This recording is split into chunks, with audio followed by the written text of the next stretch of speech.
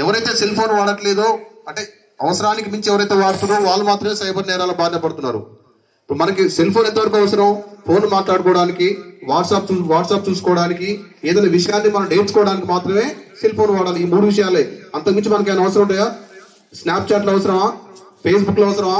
Play స్టోర్లో అవసరమా? Next Twitter account అవసరమా?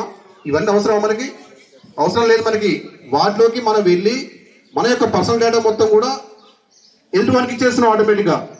ఉదాహరణకి ఇప్పుడు నేనున్నా, నాకు అన్ని కూడా యూనికే.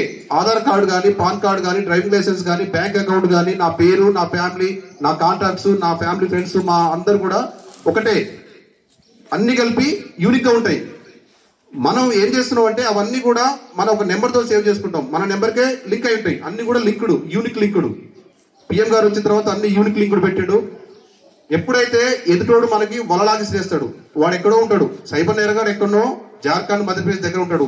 వాడు ఏం చేస్తాడు, మనం సెల్ ఫోన్ వాడుతున్నాం అంటే ఒక సి లాంగ్వేజో, పాస్కలో ఏదో ఒక లాంగ్వేజ్ ద్వారా మనం ఆండ్రాయిడ్ ఈ లాంగ్వేజ్ ద్వారా మనం సెల్ ఫోన్ వాడతాం.